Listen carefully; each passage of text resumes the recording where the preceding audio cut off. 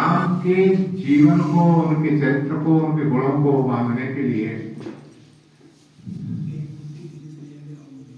कोई एक ग्रंथ, कोई एक संत, कोई एक कवि बहुत तुच्छ है, मांग नहीं सकता।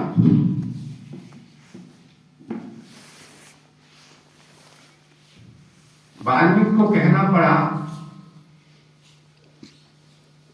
रामो विग्रहवान धर्म। राम धर्म के विग्रह हैं। धर्म की इतनी परिभाषाएं हुई हैं।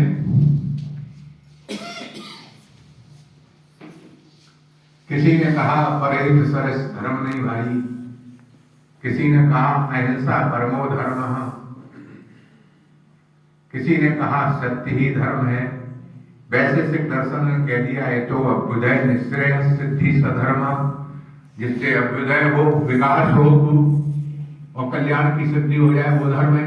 धर्म की इतनी परिभाषा है, लेकिन संपूर्ण धर्म को जहां देखा जा सकता है वो राम है। राम के अंदर संपूर्ण धर्म है। मूर्तिमान धर्म का विग्रह यानी मूर्ति राम है। तो सबके राम है, धर्म के भी राम। राम का धर्म ही धर्म है, तो धर्म के भी राम है। माता पिता गुरु के नाम राम है। माता पिता गुरु के साथ कैसा व्यवहार करना चाहिए, ये अगर आपको देखना है, सीखना है, तो राम का चरित्र है। प्रातः काल उठ के रघुनाथा, माता पिता गुरु नाम है माथा। मित्रों के राम है। राम का कोई भी मित्र राजकुमार नहीं है। राम का प्रथम मित्र है निषाद, गोह, अछूत वर्ग का है, अस्पृश्य, छुआ नहीं जा सकता उसे, मछलियों का धंधा करने वाला, वो राम का मित्र है। पहला मित्र निषाद, गोह। दूसरा मित्र वानर, सुग्रीव। तीसरा मित्र राक्षस कुल का विभीषण। कोई भी मित्र उनकी बराबरी करेंगे, कहते हैं समानशील विष्णु सख्यम। सखा बराबर का बनाया जाता है, सेम स्टेटस का। राम का कोई नहीं है। तो मित्रों के भी राम है, सबके राम है। और मित्रों के ही नहीं, शत्रुओं के भी राम है। राम सबका हित देखते हैं। रावण के भी राम है, खरदूषण के भी राम है। जिनको उन्होंने मारा, जिनका उद्धार किया, उनके भी राम है। अंगद को जब शत्रु के पास राम ब्राह्मण के पास भेजते हैं दूत बना करके राम, तो मित्र वो होता है जो मित्र की हित कामना करे। लेकिन राम शत्रु की हित कामना कर रहे हैं। जिन्होंने उनकी पत्नी का हरण कर लिया,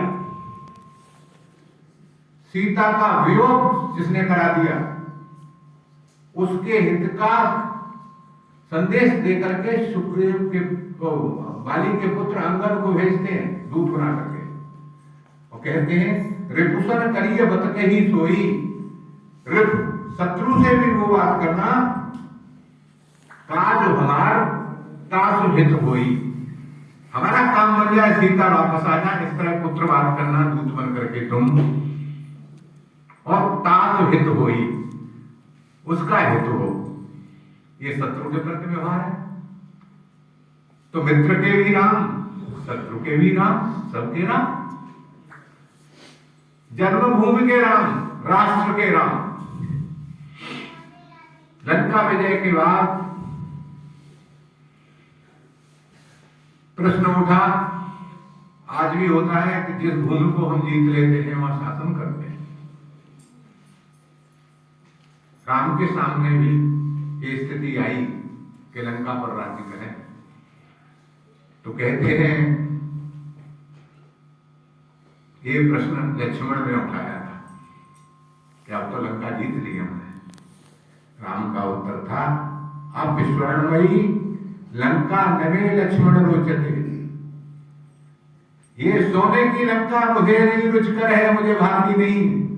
जननी जन्मभूमिश्च स्वर्गादित गरीयसी, जो जननी और जन्मभूमि अयोध्या है, अरे ये तो सोने की लंका धरती पर है।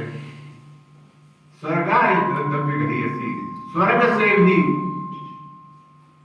ज्यादा महान है, गरीयवान है, मूल्यवान है, बढ़कर है। तो इसलिए हमें नहीं ये रुचिकर लगती, तो अपनी जन्मभूमि के राम है। आज जब राष्ट्रद्रोह की तमाम आवाजें चारों तरफ से आ रही हैं, उस समय राम का चरित्र भी राम है। भगवान राम चाहते तो अयोध्या से भरत की सेना को उड़ा लेते लंका विजय के लिए, नहीं, उन्होंने वानरों को इकट्ठा किया। वनवासी गिरवासी बंदर ऐसे नहीं थे, हो गए वन में निवास करने वाले सारे वनवासी, उनको इकट्ठा किया। उनके अंदर चेतना और उत्साह था रावण के आतंक के प्रति। उन्होंने संगठन करा करके और एक उत्साह दे करके उससे युद्ध करने के लिए प्रेरित किया। रावण ने सबको आतंकित कर रखा था। भगवान राम जब वनवास में थे तो उनको एक पहाड़ दिखाई दिया, पर्वत दिखाई दिया। तो पूछा ये पर्वत कौन सा है? उत्तर आया, ये पर्वत नहीं है महाराज। क्या है? ये ऋषि मुनियों की हड्डियां हैं, अस्थियां हैं, जिनका ढेर लग गया है। ये क्या होगा? ये राक्षस आते हैं, यज्ञ को ध्वंस करते हैं, यज्ञ विध्वंस के बाद संतों को, ऋषियों को त्रास देते हैं, उनका मांस खा लेते हैं, उनकी हड्डियां हैं। तो राम वही प्रतिज्ञा करते हैं, निश्चरहीन करो महे, भुज उठाए पन कीन। वही प्रण किया, भुजा उठा करके अब इन राक्षसों को मार डालूंगा। निश्चरहीन करो महे, भुज उठाए पन कीन। और इसी से सारा उत्साह वनवासियों में भर गया कि राम हमारे साथ है। सकल मुनि के आश्रमन जाए जाए सुख दी। और सारे मुनियों के आश्रम में गए फिर आश्वस्त करने के लिए, क्या आपको राक्षस नहीं बताएंगे। राम उस उत्साह का नाम है, अन्याय के प्रति लड़ने की एक चेतना का नाम है।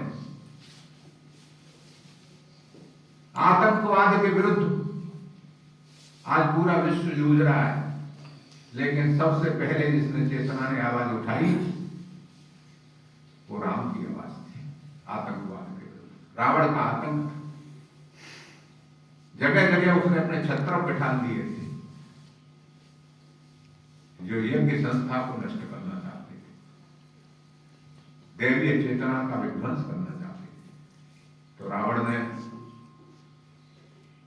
जो आतंक का साम्राज्य स्थापित किया था, उसके प्रति विद्रोह के स्वर का नाम राम। वानरों को इकट्ठा किया और उन वानरों को जो रावण के आहार थे उनको इकट्ठा करके लंका विजय की। तो शत्रुओं के भी राम हैं, वानरों के भी राम हैं, दलित पददलित अंतिम पायदान पर खड़े हुए व्यक्तियों के राम हैं। उसी क्रम में सबरी के राम, सबरी सबर जाति की एक अभिव्यक्ति और अनपढ़ महिला राम उसको प्रेम करते हैं। राम ने उस सरोवर के जल को, जो सबरी को पीने से, सरोवर का जल पीने से रोक दिया गया था और वो प्रदूषित हो गया था, सबरी के चरणों को उसमें धुला करके उसको पवित्र किया। जो बड़े बड़े तपस्वी थे, राम का भजन करने वाले थे, राम की प्रतीक्षा कर रहे थे, राम उनके आश्रमों के सामने से निकलते चले गए और उनके कपाट खुले के खुले रह गए। और मतंग ऋषि के आश्रम में जो सबरी के गुरु थे, वहां प्रतीक्षारत, एक अनंत काल की प्रतीक्षा में रत एक वृद्धा नारी, जो बिल्कुल पिछड़े वर्ग से थी, जो कुछ जानती नहीं थी, जिसका भोला प्रेम था, उसके द्वार पर उन्होंने जाकर के आवाज लगाई। ऋषियों मुनियों को बड़ा बुरा लगा, हम ब्राह्मण, हम तपस्वी, राम हमारी अवहेलना करके इसके पास चले गए जिसको हमने अलग थलग कर रखा है, जिसको समाज से बहिष्कृत कर रखा है। तो राम ने उसका मान उठाया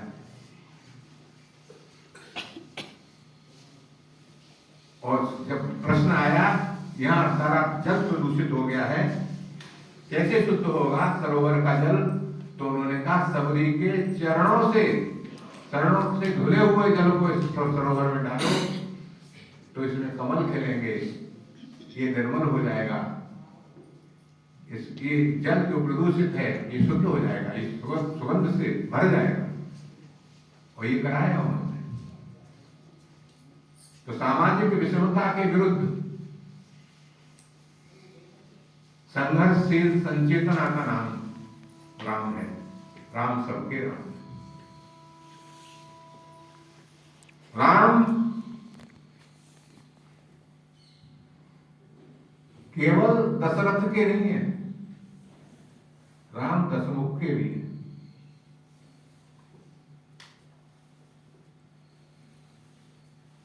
जहां सबके प्रति समता है, विषमता कहीं नहीं है, उस अंतःकरण की पवित्रता का नाम राम है। राम को क्रोध नहीं आता। राम दो तरह की बात नहीं करते। हमारे दुख का कारण हम स्वयं हैं, राम से दूरी है हमारे दुख का कारण, लेकिन निवारण राम है। परिवार में द्वेष, वैमनस्य, अलगाव, इसके विरुद्ध कहीं आपको संचेतना प्राप्त करनी हो तो संचेतना का नाम राम है। राज्य को फुटबॉल बना दिया दो भाइयों ने, थोड़ी थोड़ी संपत्ति के पीछे जहां परिवारों में संघर्ष हो रहा है, मुकदमे चल रहे हैं, इतना चक्रवर्ती साम्राज्य विशाल, राम उसको ठोकर मारते हैं और भरत भी ठोकर मारते हैं। जैसे फुटबॉल में खेल होता है, एक दूसरे की तरफ फेंक देते हैं गेंद को, राम भरत की तरफ राज्य को फेंकते हैं, भरत राज्य को राम की तरफ फेंकते हैं।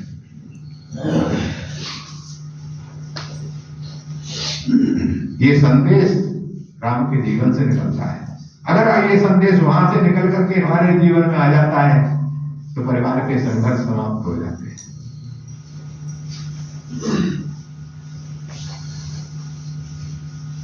एक पत्नी व्रत का नाम राम है। समाज में जो दुराचार, व्यभिचार, नारियों के प्रति असम्मान, इसका एकमात्र समाधान राम है। पत्नी के प्रति निष्ठा, जनक के रघुकुल में तो परंपरा थी, अनेक रानियों की, उनके पिता की 3 पटरानियां थी, 10, कहीं कहीं लिखा है 300 रानियां थी। पिछली पीढ़ी में ये सब था। राम ने एक पत्नी व्रत की परंपरा को स्थापित किया।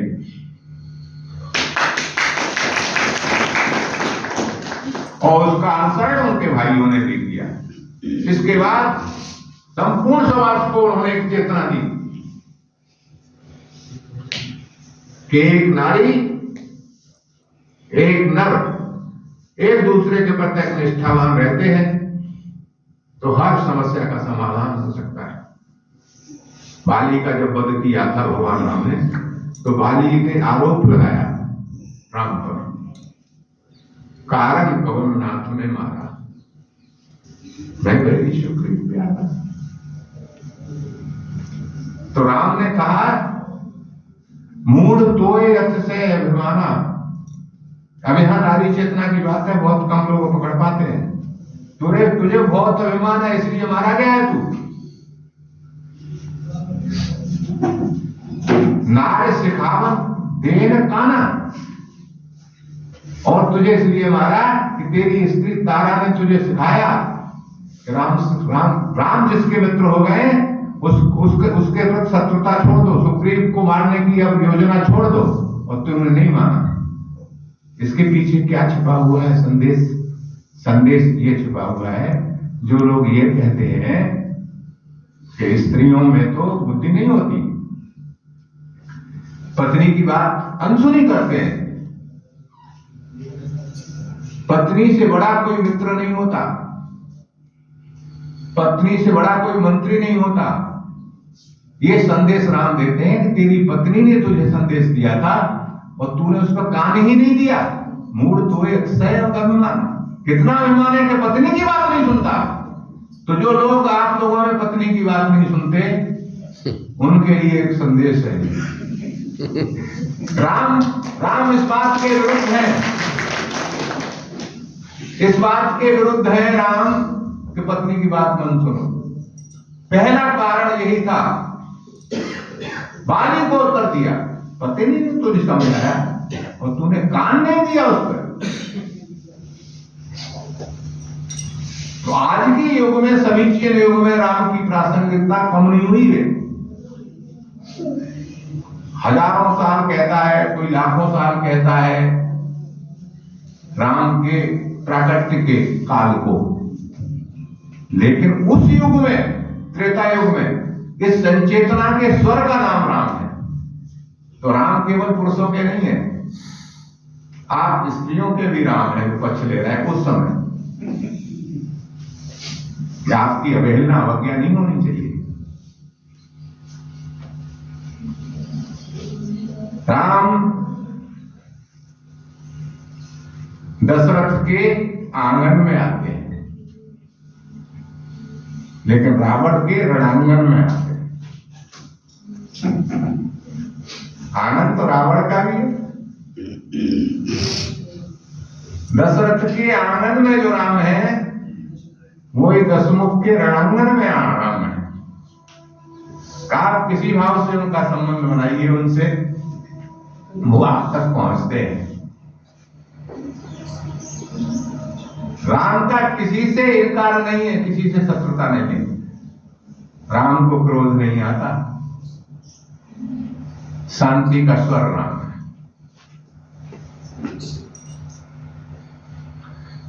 जब समुद्र का सेतु बनना था तो ये बात आई कि समुद्र बांधा कैसे जाएगा। सुझाव आया विशेष करके लक्ष्मण जी का कि ये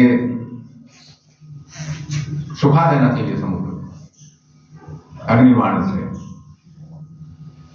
अब उसके लिए क्रोध करना पड़ेगा, तो राम को क्रोध आता नहीं, तो विनय की कहते उन्होंने। तो विनय नहीं सुनी,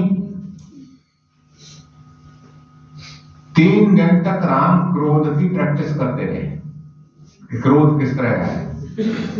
विनय न मानत जलद जड़ गए 3 दिन बीत, तब बोले राम सकोप तब भय बिन होए। अरे पहले दिन भी कर सकते थे, आया ही नहीं, कोशिश तो की उन्होंने, दूसरे दिन भी नहीं आया। 3 दिन क्रोध की प्रैक्टिस की, जब क्रोध आया। हमारे ऊपर तो क्रोध सवार ही रहता है, जरा सी बात पे हमको क्रोध आ जाता है। घर में थाली बेला पटकने लगते हैं, नमक ज्यादा पड़ जाए, भगवान राम को क्रोध नहीं आता। अक्रोध राम का गुण है, सत्य राम का गुण है, करुणा निधान है। भगवती सीता, देखो पत्नी के बीच में कुछ निकनेम होते हैं प्राइवेट, जिनको एक दूसरे जानते हैं, कोई नहीं जानता। जब हनुमान जी को भेजा संदेश लेकर के, तो आइडेंटिटी कार्ड देना चाहिए था। वही मायावी शक्तियां सीता जी को वहां त्रास दे रही हैं, राम जानते थे। तो कैसे पता चले ये राम ने भेजा है, कहीं रावण ने भेजा हो? तो उन्होंने कोड वर्ड जो था ना, जो पत्नी पत्नी के बीच में होती, वो दिया हनुमान जी को। तो वहां अशोक वाटिका का प्रसंग है। सीता को संदेह हुआ, जब अंगूठी डाली तो उन्होंने कहा कि ये सोचा कि ये माया से बन नहीं सकती और राम को कोई मार नहीं सकता, फिर ये आई कैसे अंगूठी? ये मुद्रिका हमारे मेरे पास आई कैसे? दिखाई कोई दे नहीं रहा। हनुमान जी तो पेड़ पर बैठे होते, वृक्ष पर। तो संदेह हुआ, तो हनुमान जी कूदते हैं ऊपर से नीचे, तो और डर गई माता। अचानक कूद पड़े कोई ऊपर से, राक्षस की वाटिका, तो और डर गई और कहा मैं राम का दूत हूं। विश्वास नहीं हुआ, बोली कुछ नहीं।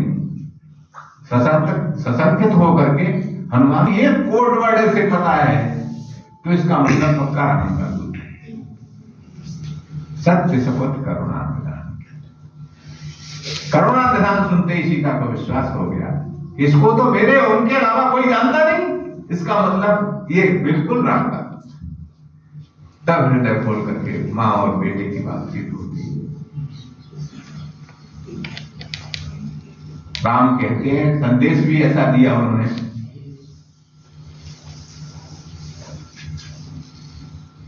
हनुमान जी को सारा अपना जो प्रेम था परस्पर पत्नी का वो बता रखा, जाकर के ये संदेश देना।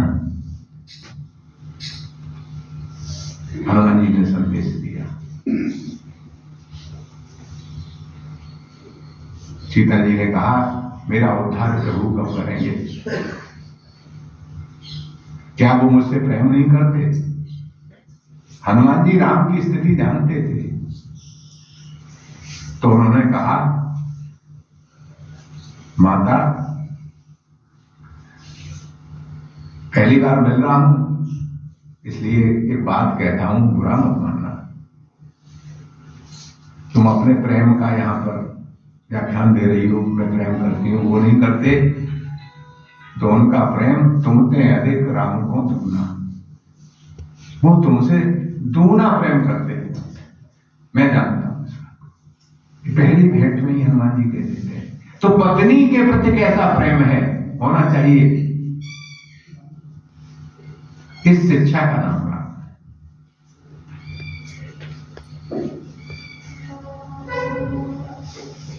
एक स्त्री के लिए और कोई राजा होता तो इतना बड़ा संकट, इतना बड़ा युद्ध नहीं रोकता। दूसरी रानी तमाम राजकुमारियां मिल जाती राम। हमारे यहां 2 एपिक हैं महाकाव्य, महाभारत और रामायण। दोनों नारी अस्मिता की रक्षा के लिए हुए। जब नारी की अस्मिता पर आंच आई सीता माता पर, तो रामायण की रचना हुई, रावण एक महायुद्ध हुआ। और जब द्रौपदी की अस्मिता पे आंच आई तो महाभारत हुआ, एक महायुद्ध हुआ, विश्व युद्ध हुआ। स्त्री का सम्मान हमारे यहाँ इतना, हम उस संचेतना के संवाहक हैं। हम भारत के लोग, हम राष्ट्र के लोग, हम उस संस्कृति के संवाहक हैं जो राम की संस्कृति है। महाभारत की संस्कृति तो उत्तर काल की संस्कृति है, लेकिन नारी के प्रति हम कितने संवेदनशील हैं उसके सम्मान के प्रति, ये रामायण काल में है, भगवान राम के जीवन से दिखाई देता है। नारी की अस्मिता के लिए केवल मनुष्य ही नहीं, पशु पक्षी भी रावण के विरुद्ध हो जाते हैं। पर स्त्री सेवन की पापमय प्रवृत्ति से पंडितों का चित्त भी अशुद्ध हो जाता है।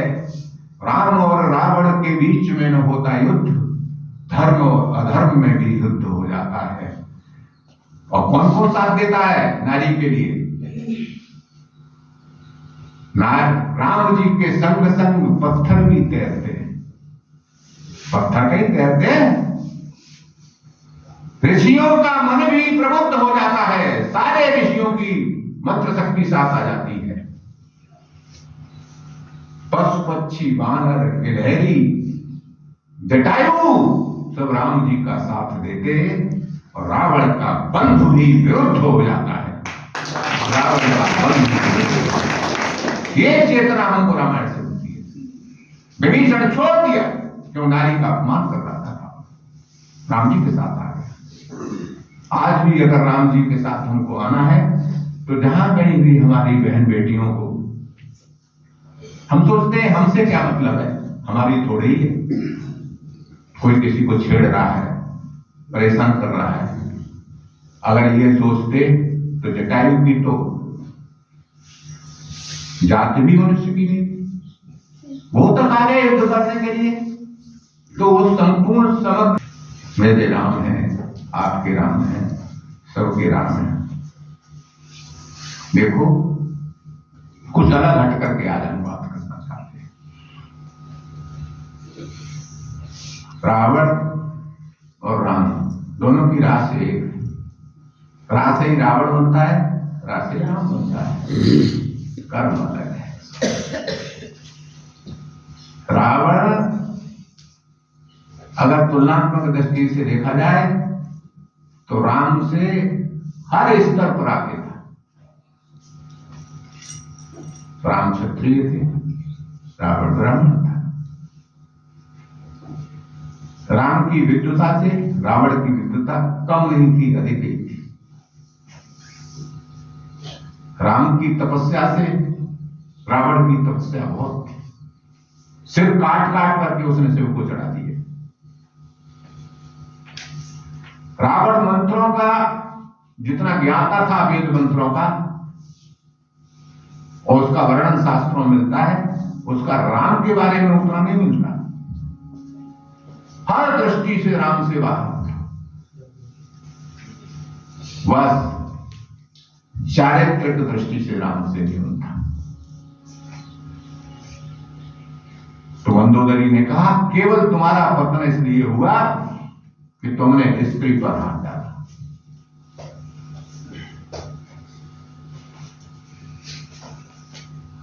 कट गए 10 माथ, व्यर्थ हुए 20 हाथ, साथ तक दिया नहीं आपके शरीर ने। मंदोदरी बोली, जिसमें बड़ा भुजाओं का बल था, तुमको घमंड था। कट गए 10 माथ, बुद्धि बल था वो। 10 माथ कोई उसके लगे नहीं थे ऐसे जैसा हमको रामीना में कागज के बना के दिखा देते हैं। अगर ये 10 सर ऐसे होते वास्तव में, ये प्रतीक है, तो सोचो करवट लेता होगा रात में तो क्या हाल होता होगा। प्रतीक है, हमें प्रतीकों को समझना पड़ेगा। यानी 10 गुनी बुद्धि बल था उसके पास। कट गए 10 माथ, कोई बुद्धि काम नहीं आई। व्यर्थ हुए 20 हाथ, 20 गुना भुजाओं का बाहुबल था। साथ तक दिया नहीं आपके शरीर ने। टूटा दर्प, खंड खंड बल का घमंड हुआ। एक एक मर्म वेधा राघव के के तीर हैं।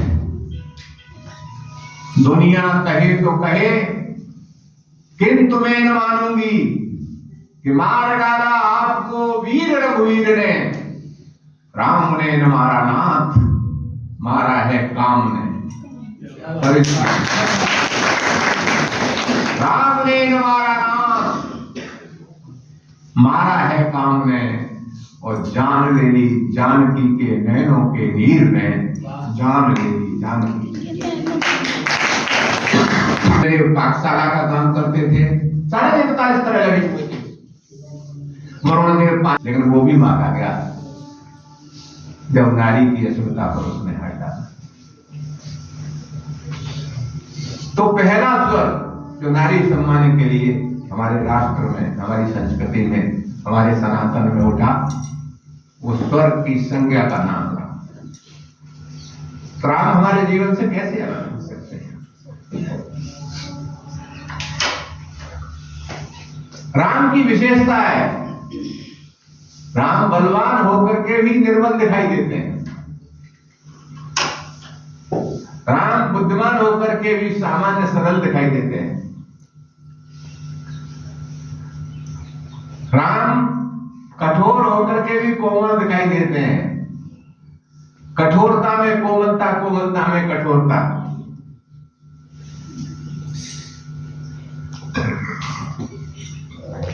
एक राम और इस युग में है, उनका भी नाम राम है।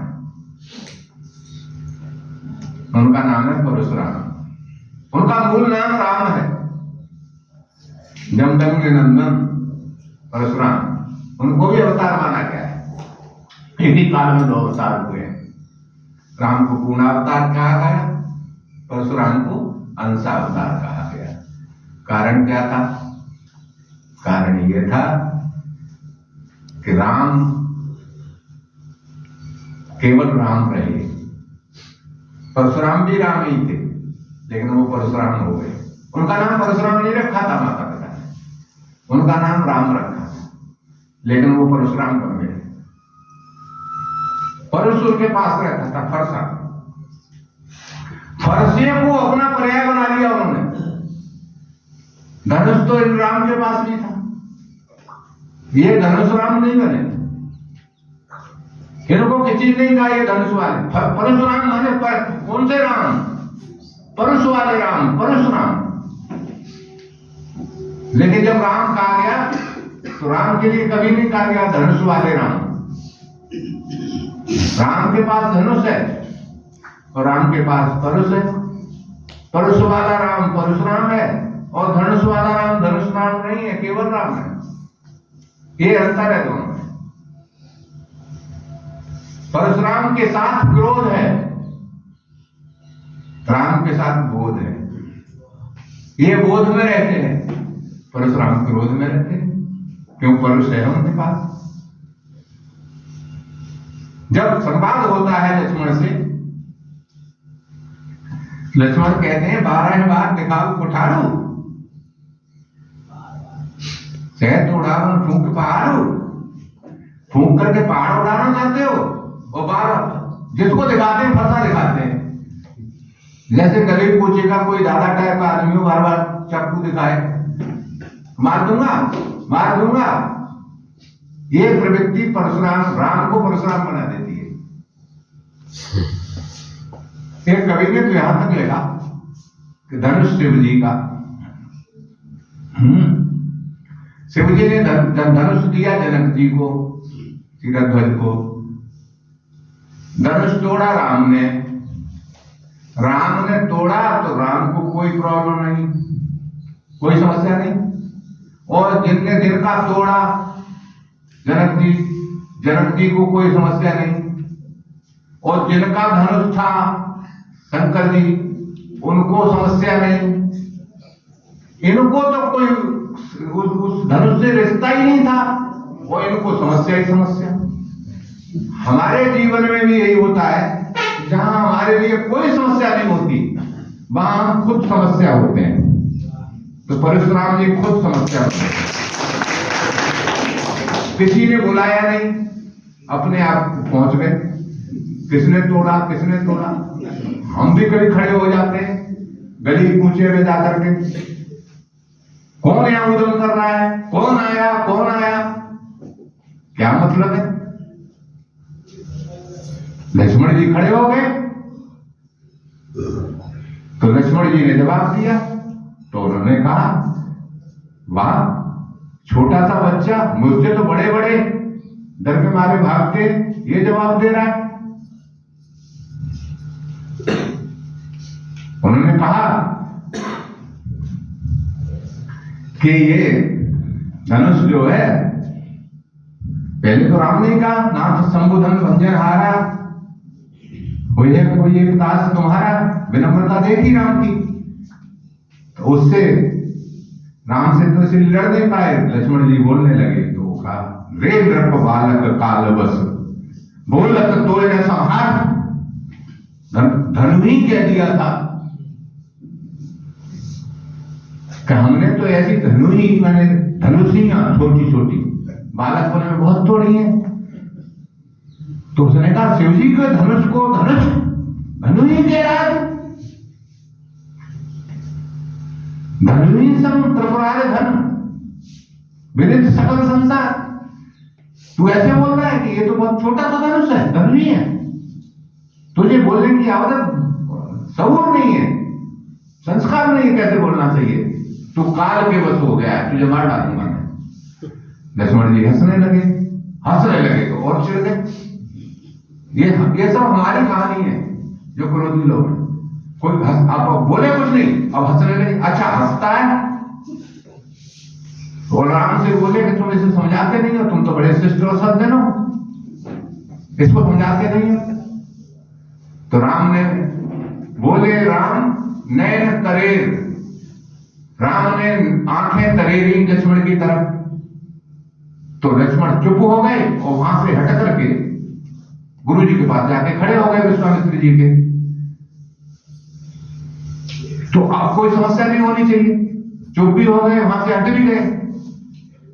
लेकिन जब आपके भीतर समस्या है तो समस्या कभी समाप्त नहीं होती। परशुराम जी को अब और उसमें बड़ी समस्या हो गई। जब ये पीछे हट गया तो इस राम ने योजना के तरह अंदर वहां विश्वामित्र के पास भेज दिया ताकि मैं बोल ना पाऊं। अब ऋषि के पास भेज दिया तो मैं इसको कुछ कह ना पाऊं, इसलिए भेज दिया है, ये बुलाने गए।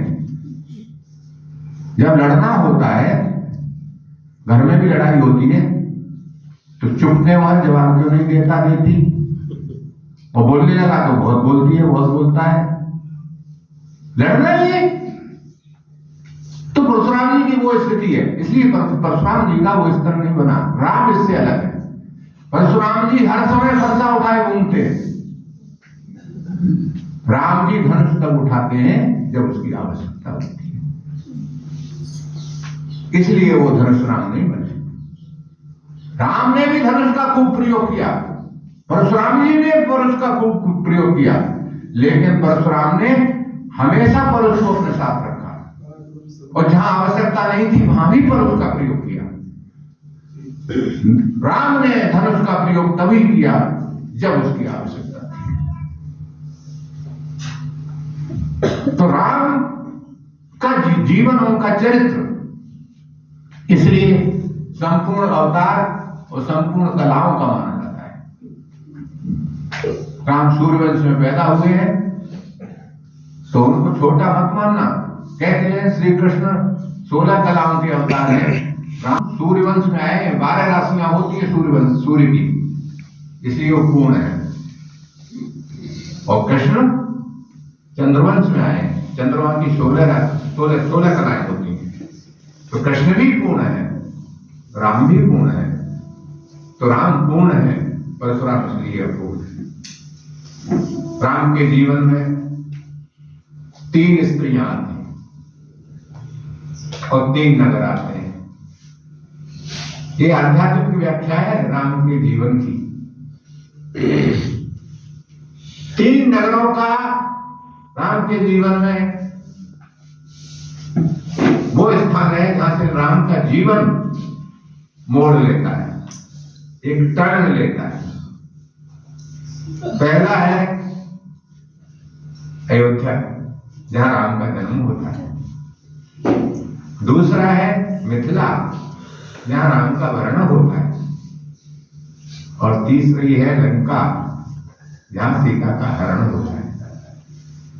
एक में जन्म है, एक में वर्ण है, एक में हरण है। 3 नगर हैं। चौथे नगर का कोई जीवन में विशेष महत्व नहीं है। अब 3 नगरों को अगर आध्यात्मिक दृष्टि से आप देखें, राम के जीवन को अपने जीवन से जब तक जोड़ करके हम नहीं देखेंगे तब तक हमारे लिए उपयोगी नहीं होगा। केवल कथा सुनने से कुछ नहीं होता। अयोध्या में हिंसा नहीं है। अथर्ववेद का मंत्र है नवद्वारे पुरी अयोध्या, नवद्वारे अष्टशक्रा पुरी अयोध्या। 9 द्वार वाली, 8 चक्रों वाली पुरी, उसका नाम अयोध्या है। ये कोई और पुरी नहीं है, वो भी पुरी है जिसमें राम का प्राण प्रतिष्ठा हो रही है 22 तारीख को। लेकिन ये हमारा शरीर वो पुरी है, वो नगर है हमारा शरीर। इसमें 9 द्वार हैं, 8 चक्र है, मूलाधार से लेकर के सहस्त्रार चक्र तक। अष्ट चक्र, 9 द्वार। देवा नाम पुरी अयोध्या, इसमें देवताओं का वास है। सारे देवता इसमें, सारे तीर्थ इसमें है। इसी में त्रिवेणी बह रही है, इसी में गंगा है, इसी में यमुना है, सारे तीर्थ इसी में है। कबीर ने लिखा है ना, कोई जानेगा जानत सहारा। कोई जानता है इस बात को, कोई अयोध्या। इसी में राम का जन्म कर सकते हैं हम, वो हमारे लिए उपयोगी होगा। अयोध्या का मतलब है जहां युद्ध नहीं है। अयोध्या, जहां युद्ध नहीं होता उस नगर का नाम अयोध्या है। जहां युद्ध हो रहा है, संघर्ष हो रहा है, रातों को नींद नहीं आ रही है, कथा में सो रहे हैं और रात को जग रहे हैं, गोली खाकर सो रहे हैं। जहां जब सोना चाहिए तब जग रहे हैं, नींद नहीं आ रही। छत की तरफ देख रहे हैं, नींद नहीं आ रही। गोली दे दो, नींद नहीं आ रही। और जब सत्संग कथा में जाएंगे तो सो रहे हैं। जहां जगते बैठना चाहिए, यहां भी उम्र है कुछ लोग इसलिए कह रहा हूं। जब जाग करके बैठना चाहिए तो सोएंगे, यहां सोएंगे, गंभीर बातें होंगी सोएंगे। और जब सोना चाहिए रात को तो जगेंगे, नींद ही नहीं आ रही। बहुत बड़ी समस्या है। तो जहां युद्ध होता है, विचारों का संघर्ष चलता है, रात को तो नींद नहीं आती, करवे में डरते, नींद नहीं आती, सब कुछ आता है, नींद नहीं आती। शत्रु आते हैं विचारों में, मित्र आते हैं, हानि आती है, लाभ आते हैं, मान अपमान आते हैं, जाने क्या क्या विचारों की श्रृंखला में आता है, सब कुछ आता है। लेकिन कुछ नहीं आता तो नींद नहीं आती, युद्ध चल रहा है भीतर। तो राम का जन्म कैसे होगा इसमें? राम का जन्म तो अयोध्या में होता है। और दूसरा नाम क्या है अयोध्या का? अवध, जहां वध न हो किसी का। वध माने किसी की प्राणों की हानि कर देना, अंतिम हानि होती है। छोटी मोटी और हानियां जितनी हैं सब छोटी हानियां हैं। सर्व हानि जो है प्राणों की हानि, किसी के प्राण ले लो। अवध, जहां किसी को हानि नहीं पहुंचाई जाती, वहां राम का जन्म होता है। वध नहीं किया जाता। जब तक आपके अंतर चेतना में दूसरों को हानि और अपमान करने का भाव जागृत है, तब तक राम से आपका मिलन नहीं हो सकता, वहां जन्म नहीं हो सकता, राम का प्राकट्य नहीं हो सकता। अवध में होगा राम का प्राकट्य। एक नगर है अवध। अवध में साधक रहते हैं। जब आप साधना करेंगे, जितने साधक होते हैं शांति के साधक, वो अवध ही में रहते हैं सब, वो अयोध्या में ही रहते हैं सब। साधना चल रही है, अयोध्या है, आपका शरीर अयोध्या है, आपका अंतःकरण अयोध्या है, आपकी चित्त चेतना आपकी अयोध्या है, आपके प्राण अयोध्या के। दूसरा नगर है विदेह नगर, जनकपुर। सात अयोध्या का अर्थ है देहाधिकार नगर, जिसने साधना से अधिकार कर लिया है शरीर पर, अपनी वृत्तियों पर, वो अयोध्या महाराम का जन्म है। लेकिन यहां सिद्ध रहते हैं जिन्होंने साधन को सिद्ध कर लिया है, देह से ऊपर उठ गए जो लोग, वहां विदेह रहते हैं। मिथिला राम के जीवन का दूसरा नगर है मिथिला, जहां राम का वर्ण होता है, वो है विदेह नगर। विदेह नगर, विदेह नगर, देहाधिकार नगर। और तीसरा नगर है देह नगर, लंका। वहां केवल शरीर की सुख सुविधा भोग विलास, किसी का चिंतन मनन होता है, शरीर को कैसे सुख मिले, इंद्रियों का भोग कैसे हो, अच्छी चेतना किसी में लगी रहती है, वैभव कैसे इकट्ठा हो। देह नगर, देह से ऊपर उठ ही नहीं पाते। अयोध्या के लोग देह से ऊपर उठ करके साधन कर रहे हैं। ये लोग देह में जी रहे हैं, लेकिन मिथिला के लोग देह से ऊपर उठ रहे हैं। जो देह से ऊपर उठ जाता है, जहां अहिंसा पूरी स्थापित हो जाती है, तो वहां का शांति है। शांति तभी जन्म लेगी आपके जीवन में जब देह की आवश्यकताओं से आप ऊपर उठते हैं। सीता का प्राकट्य विदेह स्थिति में होता है, और राम शांति का वर्णन करते हैं। सीता के दो ही अर्थ है, एक तो शांति, दूसरा भक्ति। आपके जीवन में भी अगर शांति चाहिए तो देह की आवश्यकताओं को सीमित करिए। वर्णन होता है। तीसरा नगर है देह नगर, जिसको मैंने बताया। वहां शांति जाती नहीं है, शांति को अपहरण करके लाता है। रावण शांति को अपहरण, हम भी पैसे के बल से, देह के बल के बल से अपने जीवन में दूसरों को सता करके शांति पाते हैं, ठंडक मिलती है कलेजे को। पैसे के बल से हम शांति चाहते हैं, सुख सुविधाएं लेकर के। तो ये शांति का हरण करना है, सीता का हरण है ये। थोड़ी देर के तो लगता है शांति आ गई,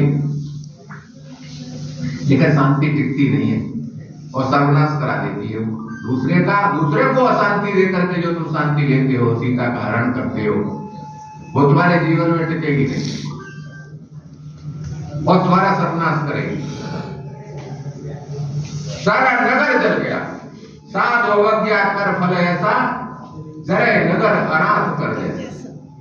जल गया, कुछ नहीं बचा। प्राण कुल को रोवन हारा, कोई रोने वाला नहीं बचा। ये स्थिति होती है। दूसरों को दुख दे करके शांति आप लेना चाहते हैं, पैसे के बल पर, बल के बल पर, शांति टिकती नहीं। राम के जीवन में जनक है, उनके यहां शांति है। वो सीता को और राम से मिला देते हैं। अब देखिए इस अंतर को। रावण भी योगी है, योग साधना करता है, और जनक भी योगी है, योग साधना करते हैं, सिद्ध है। और दोनों के यहां सीता रही है। जनक के यहां सीता प्राकट्य हुआ है, बाद में चली गई। सीता का लंका में सीता का रावण के यहां हरण हुआ है, वहां से भी चली गई। शांति रही किसी के पास नहीं, इस योगी के पास रही, उस योगी के पास रही। लेकिन जनक ने उस सीता का वरण करा दिया राम से, दोनों को मिला दिया, भगवान से मिला दिया शांति को, सीता को, भक्ति को भगवान से, भक्ति को शांति को। भक्ति में शांति है, शांति में भक्ति है, इसलिए भक्ति करनी चाहिए।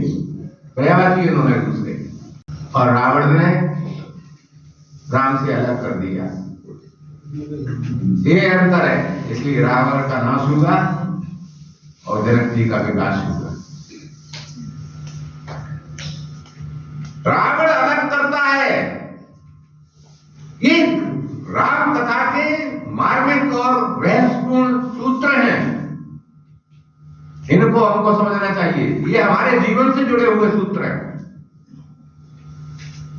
केवल अखंड रामायण करने से, रात भर जागने से जब तक जीवन में ये सब नहीं आएगी तब तक जो है हमारे स्थायी समस्याओं के समाधान हमको नहीं मिलेंगे।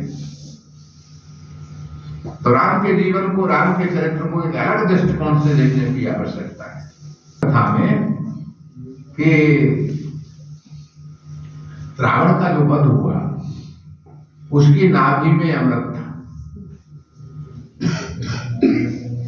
ये नाभि में अमृत क्या है भाई? ये इसी जो प्रसंग में सुना रहा था उसी से जुड़ी हुई इसकी व्याख्या है। ये कुंडलिनी जागरण है। मूलाधार चक्र में शक्ति पड़ी हुई है, वो जागृत होकर के सहस्त्रार चक्र की तरफ यात्रा करती है। शक्ति का शिव से मिलन होता है, सीता का राम से मिलन होता है सहस्त्रार चक्र में। तो जागृत होकर के वो शक्ति उसके मणिपुर और अनाहत चक्र तक आ गई। मूलाधार, स्वादिष्ठान और मणिपुर चक्र यहां तक आ गई, नाभि तक जागृत होकर के, और वहीं रुकी हुई है। तो जब तक उस शक्ति का वेधन नहीं होगा, वो सीता की साधना है कुंडलिनी जागरण की। जो लोग योग में रुचि रखते हैं वो उस चीज को समझ सकते हैं, सबकी समझ में नहीं आएगी, थोड़े ऊंचे स्तर की बात हो जाएगी। तो उस शक्ति को नष्ट करना आवश्यक था। राम ने उसी पे बाण मारा। ये सीता का जो संयोग है, रावण ने सीता से राम को विलग कर दिया, यानी कुंडलिनी शक्ति को राम तक नहीं पहुंचाया उसने, बीच में सिद्धियों के चक्कर में छोड़ दिया उसको। जनक जी की पूरी मिली हुई है, राम से मिला दिया, माने सहस्त्रार चक्र तक उनकी कुंडलिनी शक्ति जागृत होकर के पहुंच गई। तो उसको नष्ट किया गया। जो बीच में जिसकी साधना रह जाती है योग की, तो वो योग भ्रष्ट हो जाता है, सिद्धियां मिल जाती हैं, चमत्कार करने लगता है। तो रावण चमत्कार करने लगा, रावण सोना बनाने लगा था। रावण संहिता नाम का एक ग्रंथ है, रावण हवा में उड़ने लगा था, रावण रूप बदलने लगा था। ये सारी सिद्धियां उसको प्राप्त हो गई थी। तो सिद्धि से वो प्रसिद्धि की तरफ बढ़ गया और सिद्धि से वो समृद्धि की तरफ बढ़ गया, लेकिन सिद्धि से वो अपनी समाधि की तरफ नहीं बढ़ पाया। बीच में अटका हुआ मामला था, इसलिए सारा उपद्रव होता था। उसको नष्ट करने के लिए विभीषण ने सलाह दी कि इसको मारो। इस शक्ति को, जो इसकी साधना है, जिससे रूप बदल लेता है। राम रावण युद्ध में भी तरह तरह के रूप रावण रख लेता था। कभी आकाश में पहुंच जाता था, कभी गायब हो जाता था, कभी कुछ करता था। उसका वो और उसका पुत्र दोनों ये माया कर रहे थे। ये माया उसी सिद्धि के कारण थी, उसको नष्ट किया। तो हमारे पास भी जितनी मायावी शक्तियां आकर के कभी कभी हमको भ्रमित करती हैं, राम उस अंधेरे में एक रोशनी के स्वर का नाम राम, कि उससे ऊपर उठे, हम अपने साधन को भी आगे बढ़ाए। तो राम व्यवहार में भी हमारे जागृत रहे, राम संसार में भी जागृत रहे। संसार में कैसे व्यवहार करना है, ये राम के जीवन से सीखना है। एक संत कहते थे, राम ने जो किया है वो करो, और कृष्ण ने जो कहा है वो करो। कृष्ण ने जो किया है वो करने की आवश्यकता नहीं है। रुको, मैं भी उसको गोवर्धन को उठाऊंगा उंगली पे, असंभव, नहीं कर सकते। कृष्ण ने, मैं भी नाग के फन पे नाचूंगा, नहीं, मैं भी रास रचाऊंगा। कृष्ण ने जो किया है वो करणीय नहीं है। कृष्ण ने जो कहा है गीता में वो करणीय है, और राम ने जो कहा है वो भी करणीय है, और राम ने जो किया है वो भी करणीय। राम ने कुछ भी मर्यादा से बाहर जाकर के नहीं किया, उनका पूरा जीवन मर्यादा का पर्याय राम का जीवन। भगवान राम शत्रुओं के प्रति भी करुणा का भाव रखते हैं। भगवान राम दंड देते हैं तो उसमें भी करुणा होती है। सीता के अपमान करने के लिए इंद्रपुत्र जयंत आता है, और बात तुलसी बाबा तो बचा गए उस बात को, उनके आराध्य है राम, लेकिन वाल्मीकि के समकालीन है राम, तो उन्होंने उस बात को कुछ और तरह से लिखा है। तुलसी ने लिखा कि जयंत ने काक बन करके माता जानकी के चरणों में चोंच मारी, चरणन में चोंच मारी। और वाल्मीकि अगर होते और अवधि में बोलते तो वो कहते चरणन में चोंच नहीं मारी, आचरण में चोंच मारी, वक्षस्थल पे चोंच मारी आकर के। बहुत बड़ी शरारत थी, खून निकलाया माता जानकी के। राम ने अपने आसन से एक तिरका उठाया और जो बाण का रूप ले लिया उसने उस पीछे फेंक दिया, ऐसे ही बिना धनुष के।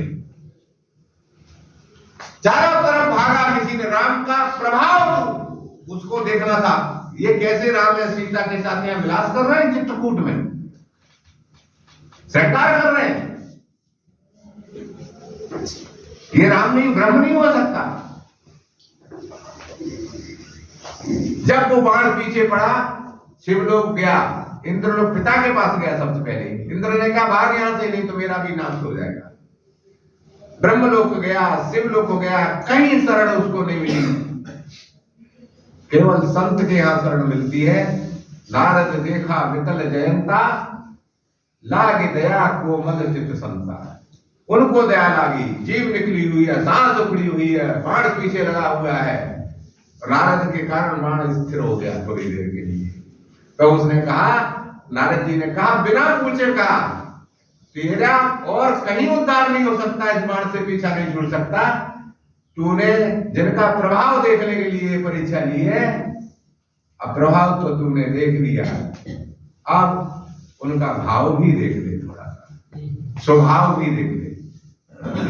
स्वभाव तो ये पता नहीं है, केवल प्रभाव तो पता चल गया, अब उनका स्वभाव कैसा है, करुणा कहां है। तू जहां से ये बाण चला है उन्हीं के चरणों में जाकर के प्रणाम कर। आकर के वो गिरा तो जाकर के फिर क्षमादान हुआ। एक हाथ तो राम के भीतर उस जयंत के प्रति भी करुणा है, दया। कैसे राम का इतना विलक्षण विराट चरित्र है, गाते जाइए आप, सुनते जाइए आप, कभी पूरा नहीं हो सकता। लोग कहते हैं केवल वाल्मीकि के राम राम है, तुलसी के राम राम अधूरे राम है। अरे शिव सबसे पहली रामायण तो शंकर जी ने लिखी है। तुलसी ने कभी नहीं कहा कि मैंने रामचरितमानस लिखा है।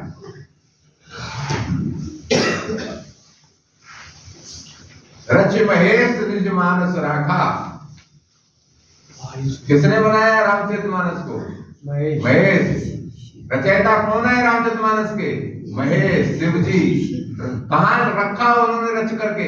अपने मन में रखा। रच महेश निज मानस राखा, अवसर पाए शिवासन भाखा।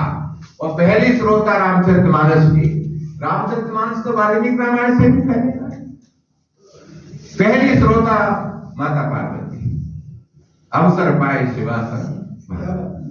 पहला श्रवण किया तो रामचरितमानस। तुलसी ने नहीं कहा मैंने लिखा है, कभी नहीं कहा उन्होंने। इसीलिए जब विवाद खड़ा हुआ काशी के विद्वानों में, ये तो इतिहास की बात है कि संस्कृत में जो राम कथाएं वो हैं, उसके ऊपर ये भाषा में लिख दी गई, तो इसका निर्णय शंकर जी से करा लिया जाए। तो शंकर जी की रचना थी, वेद शास्त्र सबसे नीचे हो रखा, ऊपर वेद शास्त्र सारे उपनिषद दर्शन रख दिए। सुबह मंदिर खोला गया तो रामचरितमानस ऊपर रखा हुआ था और शंकर जी के हस्ताक्षर थे। अपने ग्रंथ पे उन्होंने हस्ताक्षर कर दी। ये कल्प भेद से अलग अलग कथाएं हैं।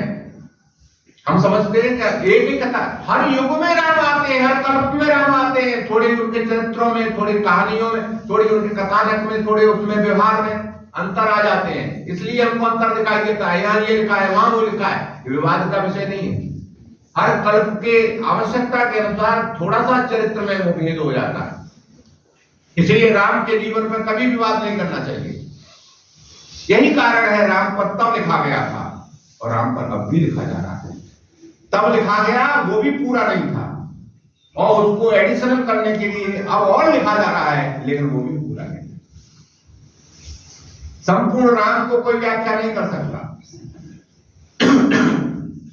वाल्मीकि रामायण के अतिरिक्त कंब रामायण, बंगला में कृतिवास रामायण, रामायण शतकोट अपारा, भिन्न भिन्न भाषाओं में रामायण।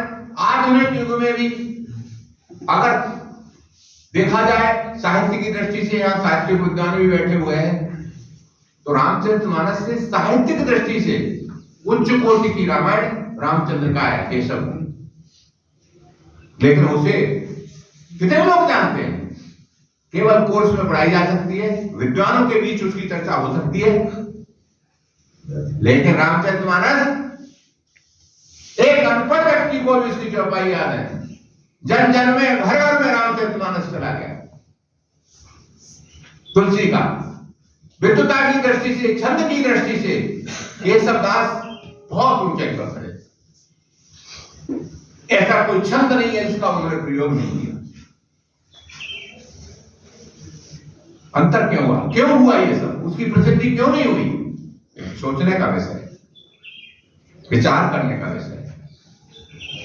जब किसी राजा के यहां कोई कवि जाता था पुरस्कार पाने, देना न चाहे, जब कवि को विदाई कुछ दिया जाता है ना, तो पूछे केशव की कविता है, तो केशव की कविता का प्रश्न पूछ लेता था, उसका उत्तर आता ही नहीं था। इतनी जगह, इतनी कठिन काव्य का प्रयत्न कह दिया विद्वानों ने केशव को। इतनी अच्छी रामायण होगी रामचंद्र का, नहीं चली नहीं, समाज में स्वीकृत नहीं हुई वो।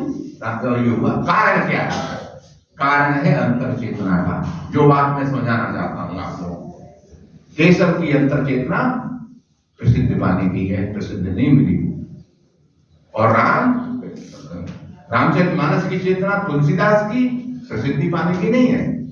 स्वांत सुखाय रघुनाथ का था।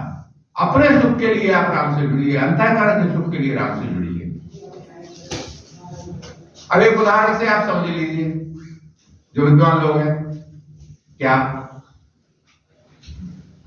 केशव प्रौढ़ हुए